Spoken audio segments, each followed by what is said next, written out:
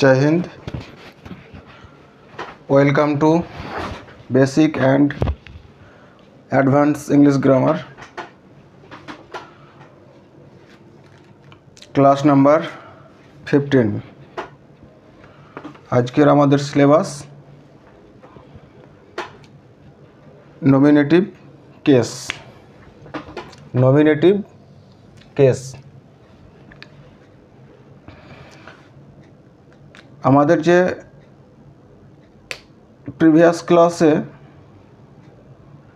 Case সম্বন্ধে basic discussion করা হয়েছিল, আজকে সেই তিনটি কেসের নমিনেটিভ, অবজেক্টিভ এবং পসেসিভ, এই যে তিনটি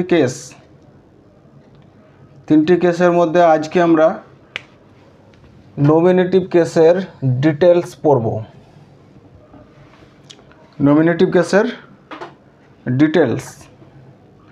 তো লেটস স্টার্ট, শুরু করা যাক। দেখা যাক আজকের ক্লাসে নমিনেটিভ কেসে ক্লাসটি কেমন কি এবং এটি পড়লে আমাদের কি সুবিধা হবে, এর সিগনিফিক্যান্স কি, গুরুত্ব কি। তো প্রথমে আসা যাক যে নমিনেটিভ কেস। নমিনেটিভ কেস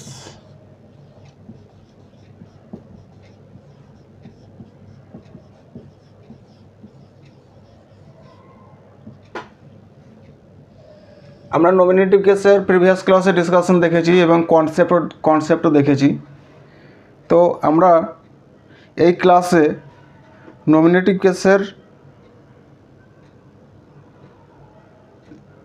যে ডেফিনেশন, যে সংজ্ঞা, সেই সংজ্ঞাটি আমরা লিখব না, তবে একটুকু আলোচনা করে বলে দিই যে নমিনেটিভ কেসটি কী।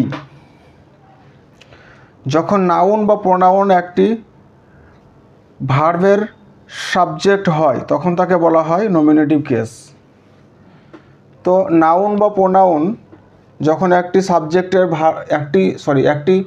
ভার্বের সাবজেক্ট হয় তখন তাকে আমরা বলবো নমিনেটিভ কেস। এবার আমরা এটা প্রিভিয়াস ক্লাসে আলোচনা করেছি, তার জন্য ডেফিনেশনটা লিখছি না, সময় নষ্ট হবে।